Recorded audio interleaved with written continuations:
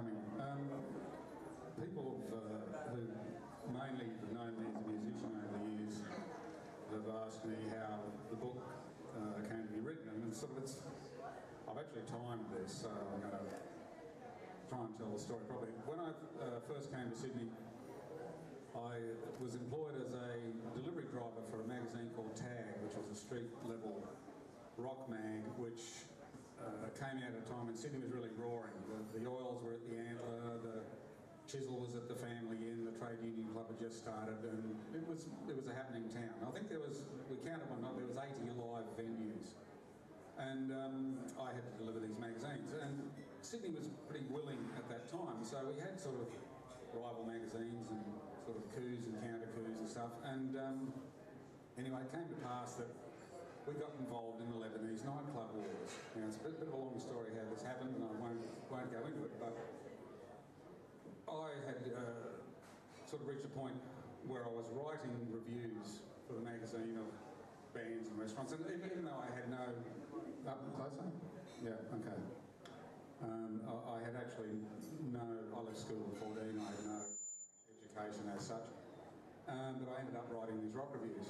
And I came into work one morning and the whole office had been demolished. Sledgehammers through the typewriters, the axes through the desks, and it had all been piled into one corner, and there was a bloke there with a suit, and he sort of had a Roscoe, and he went, "You bring out another issue, you're a dead man."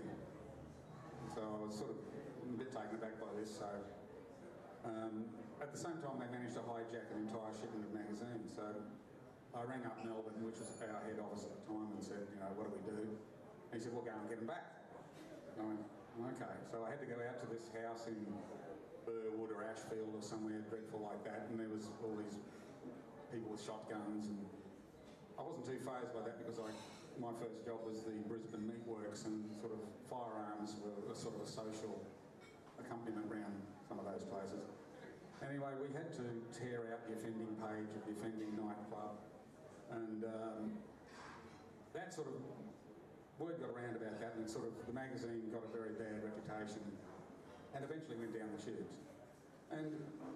But I had sort of, I don't know, proved myself in some way that I could handle a bit of pressure. So I worked for several more rock magazines over the years until I ended up with the Triple M What's On guide, and that was put together in a terrace in Surrey Hills by quite an interesting crew. But we had to deal with the people who were out at Bondi. Now, I don't know if you remember the eastern suburbs in the 1980s, but the cocaine and the bullshit flowed very freely. And they were just strange people. They struck me as some sort of weird hybrid between John Singleton and Duran Duran. They just had this totally odd vibe. Anyway, when that magazine went down the tubes, the receivers came round, they changed the locks, and all these heavies told us that we, were not to bring out another issue, and I lost all my, typewriters, my filing cabinets, my contacts, my furniture, everything. So I went, right, I'm not doing this anymore. So for 15 years I never went near a typewriter or a computer again. But I was up on the, where I live now, which is north. I'm still I was up where I live now, which is north of Byron Bay, and I hurt my back, so I couldn't work. And I went to a couple of encounter groups of people with no teeth and beanies at the Dole office, and I thought, oh, I don't like this very much. So it was suggested that I go to university, and I sort of ended up at the Gold Coast University, which may sound like an oxymoron, but I sort of didn't know whether to do surf medicine or the anthropology of retired used car salesmen. But I ended up doing cultural theory. Don't ask me why. Impenetrable bollocks might be another word for it, but I did cultural theory, and part of it was studying film noir. And I knew the films of Jacques Tourneur and the classic Bogart films. And as I researched it, I realised that there had been nothing like that in Australia. There was no classic private eye like your Sam Spade or your Philip Marlowe. There was nothing like that in Australian fiction. And so I thought, oh, well, as an exercise, I'll invent him. And so that's basically what I did. And when I was a young bloke, you'd go to the barber, and funnily enough, I found one in an op shop. They used to have these little detective novels. It's called an American detective story, but it's obviously written by an Australian. And they... Hold that up against you read them, while you're waiting for your haircut, you get through half of it. So I decided that I'd do this sort of, I don't know, dare I say, postmodern pulp. I'd do one of these books with an Australian private eye. And so I did it, and I flogged it around a few publishers. No one was interested, so I, as Clinton said, I self-published, and it sold quite well out of the back of my ute.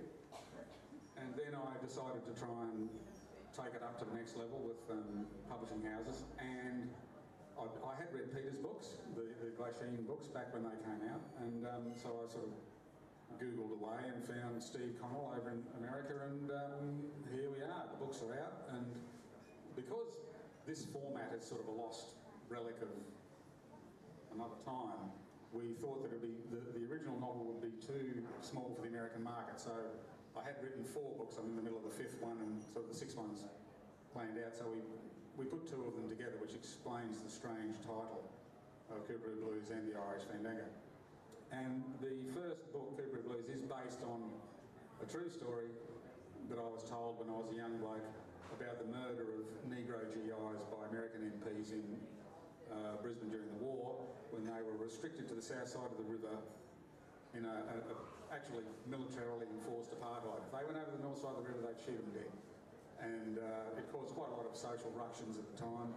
And the effect of that was that on the south side of the river was where all the funky nightclubs were, the good jazz and all the action. The house that I grew up in was a brothel for Negro troops during the war, so I sort of had this, maybe it's sort of in the memory of the house or something, but I always knew about these stories of the black American troops in Australia. And anyway, that's what it's about. So, with no further ado, I'd like to thank everybody for coming. I think I kept that down 10 minutes, I did too. And thank you all for coming. I didn't realise I owed so much money to so many people. Please go and buy one. And we will be doing a bit of music. We'll get Mahini Cox back up. And we might do a couple of songs. I think Peter and I will sit in with her on a couple of songs. And again, thank you for coming, and enjoy the rest of the night.